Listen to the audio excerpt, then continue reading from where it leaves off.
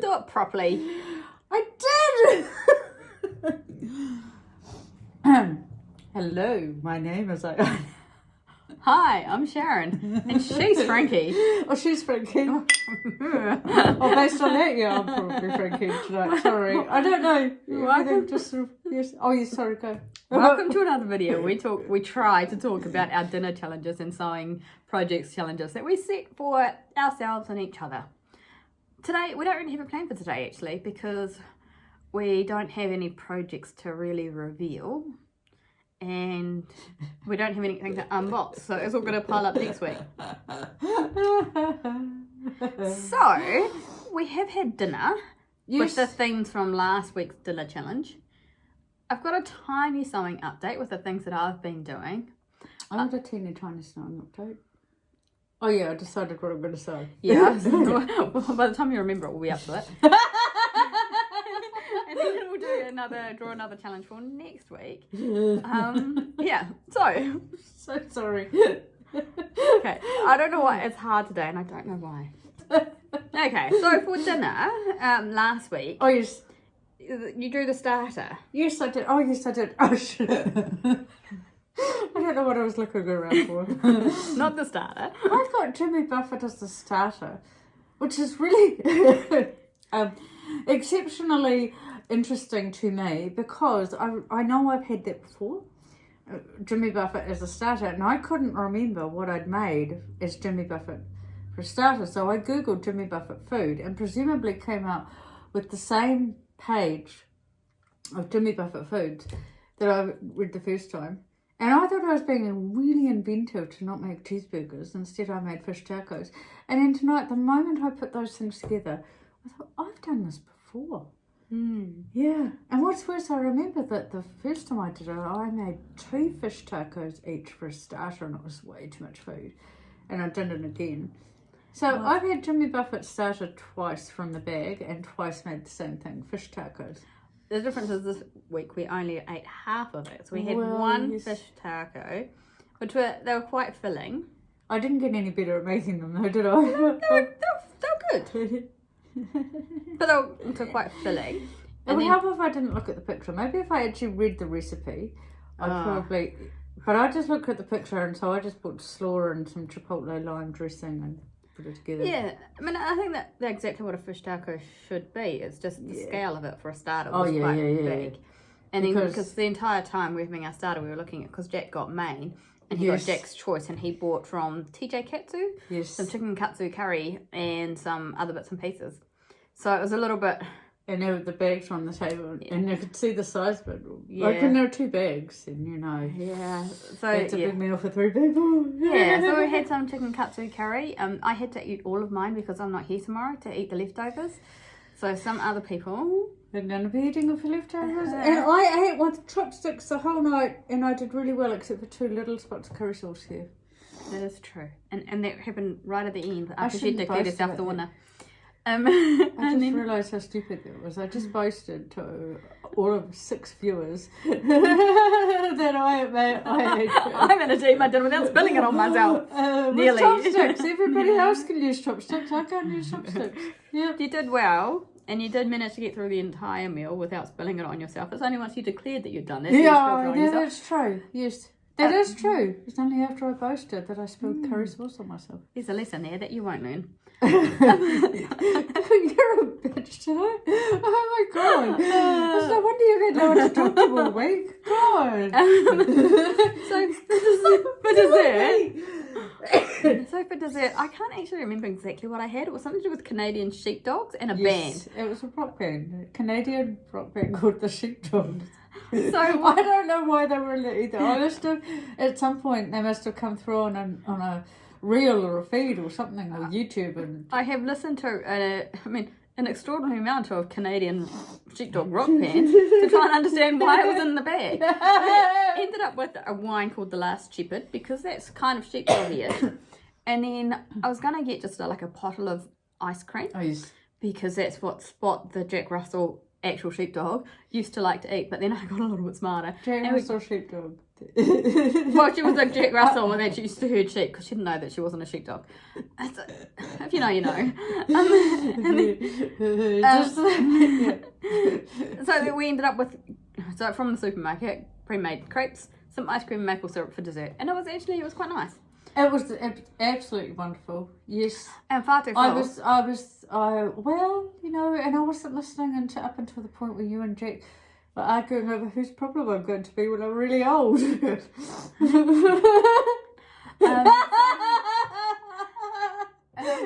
because you'll be just as bad. We'll be both. Yeah. Poor Jack has no idea what he's in for. So also tomorrow's Anzac Day, so Jack did buy some Anzac biscuits and he kind of waved them on the table, but we haven't gone there yet because too full.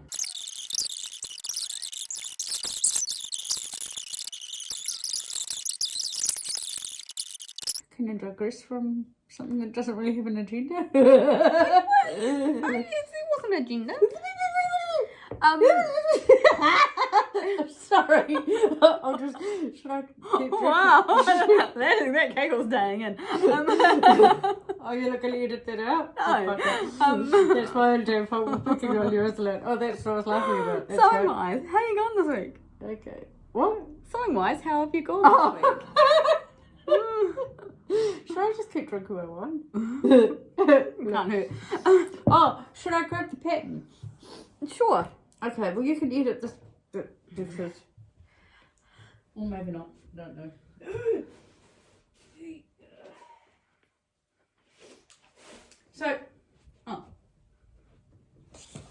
So I don't know if you still have a picture of the fabric. I do. But I've decided to make this. Yes. I think I've decided to make this up until the point where I need to cut it out, and then I second guess myself a wee bit. Have you worked out how you're going to put pockets in it yet? With that, no, but I think that might be why I've stalled a wee bit. Okay. Well, I know how I'm going to draft the pockets. Yes, I do, but it's scary. Okay. So, yeah, and it's such a beautiful fabric, and I want to make a jacket that, you know, one of those you grab it and it goes with everything. So that's this pattern, and then the back of this pattern looks like that, and I think it'll be okay. It's just the graphics on it make it look really, when they draw it out like this so that you can see the panels that you're going to be sewing, it makes it look really avant-garde and a little bit challenging, but that view doesn't look so bad. The blue one anyway. It looks quite, like it's actually okay. It's just straight lines. Oh, the sleeves will be. I don't know about the sleeves. That fills me with comfort.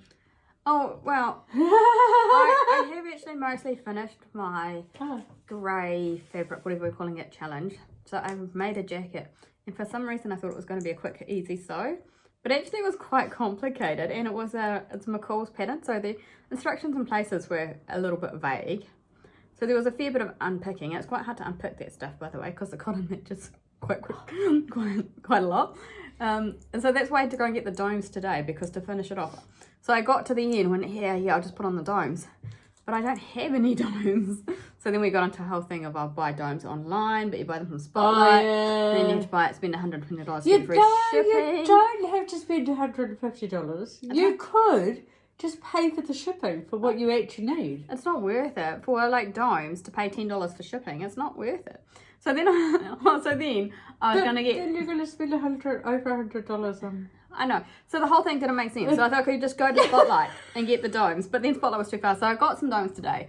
Whether they're the right size, what I actually want is a different thing. So I got a little bit intimidated in the shop and just kind of grabbed stuff and ran out. But that's a whole thing. So so I have actually made a jacket, and then I had enough left over to make a matching skirt. So if all goes well, I've got a jacket and a matching skirt. That's what I was thinking. I'm going to have some leftovers too. But... Oh, I've got a skirt pattern. It takes less than a metre, and it's great. Except now I don't think I've got any stockings, so I'll probably need to buy stockings to go with it as well. So I've done that, and then the problem with this is that I need to. I'm going to line it, but the pattern isn't lined. Oh, yeah. And so what I've been gripping with is that I'm pretty sure that means I need to do the detailing on that those sleeves, before anything else, and overlock it as one piece, and then cut the lining, because I don't want to you don't want all the pleats on the inside. No. Sorry, I interrupted because That's you okay. did more than one thing this week. That's okay, because the jacket and the skirt combo took me the best part of 4 days. And it was a lot, like most of what I did over Easter was sewing that jacket. I can't even, like it was hard, but I can't even remember what bits was specifically hard. Basically me reading the instructions, because I just look at the pictures and think I know, and then I had to unpick stuff. It just how do you cover the zone, right? Right? You wanted to push yourself to do more of that sort of thing because you don't do it often. Yeah. It'd be the same as me making a tracksuit, and hoodies and ribbing would be a challenge for me. But well, I'm quite proud of my jacket, but I thought, because what I thought was I just wasn't going to put any pockets on it, because I was like, the pockets on the pattern weren't, they're like patch pockets, and I didn't want those. I don't know. And then I was going somewhere and I was like, wait a minute, I need pockets on my jacket, so I got pockets from a different pattern and put those on. So I've got those on. And then there are a couple of times where, so I attached the facing bit and went, the facing's not long enough for the jacket.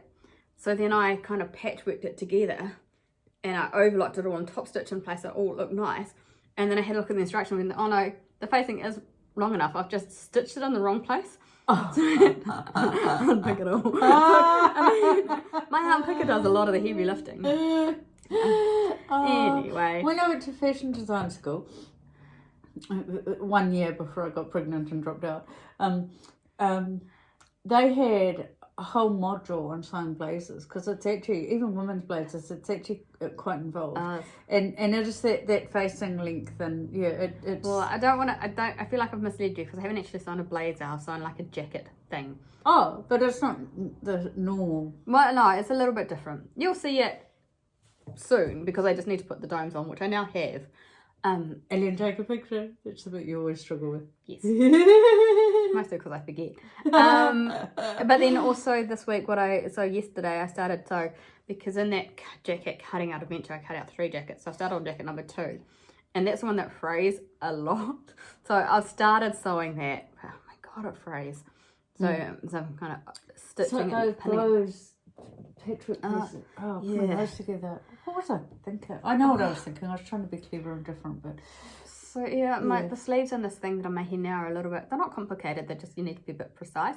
And I haven't been precise, so I was unpicking it and I was like, I need to overlock these before I do them again, because But even the overlocking of some of those will come off. You know, it's just sewing. Or for those ones that do, they're just so fragile. And so now I look at those and I know why. With those sorts of fabrics, people always make a really predictable, boxy kind of jacket, because the more seams you put in, the more fragile the garment is. So this thing's got a lot of seams, because it's almost patchworky. But I cheated because I bought the pattern and it's got like strips, and it's a cropped blazer. Yeah. But it's almost a little bit too cropped, so I'm going through all the effort of like sewing that. I don't know if I'm actually ever, I don't know if I'll like it, but I'll keep with it, because this jacket that I just made, I thought, I don't know if this is my thing. But then eventually, do quite like it.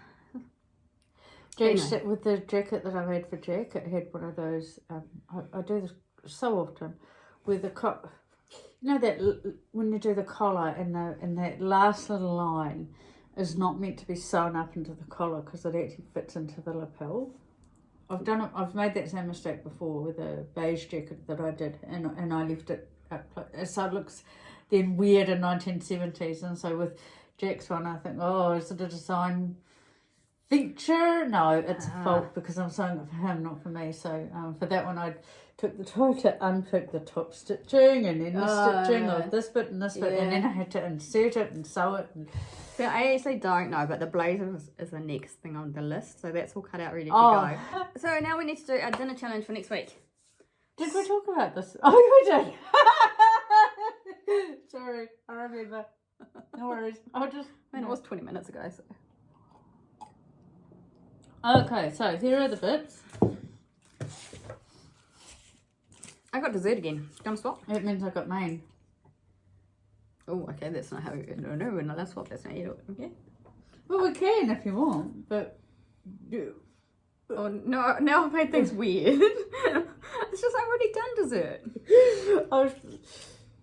Okay, I've got dessert. I haven't done mine in a really long time. Okay. But then you said it, now I'm anxious, because mine usually means I have to cook something when I don't know what my theme is yet, and my head went to all these paranoid things. Remember earlier tonight when I was telling my story about my paranoia about the seagulls? Mm-hmm. You're not paranoid if they're actually out to get you, but yeah. Okay, what have I got? Oh no, it's my handwriting and upside down. I don't. What? Oh, I should talk now. What did you get? Kakadu. What's Kakadu? It's a national park, isn't it? I mean, I Isn't don't it know. Kakadu in Darwin? Okay, I got Stephen King for dessert. Is that Kakadu? Or is there an I on the end of that? It's my handwriting. I can't help you with that. It's your hand. It is Kakadu. I think I've just put the full stop a little bit. I've been too enthusiastic and it's I think bounced. Stephen King is actually my handwriting. It is in your handwriting. So you got a Stephen King dessert. Okay, well it's probably a raspberry coulis of some sort. Right. We already got the ice cream for tonight. Well, I guess that's it for tonight. So next week it'll be the 1st of May, so we can do the April roundup and May plans. So I've really got to get move on. And there will be another unboxing because it's May. But then that's it for us tonight. So we will. I'm sorry, I got distracted. 1 second, incoming. 1 second. There's people waiting. Yeah, so that's it for us today. We'll catch everyone again next week from I more exciting video, maybe. Okay, bye.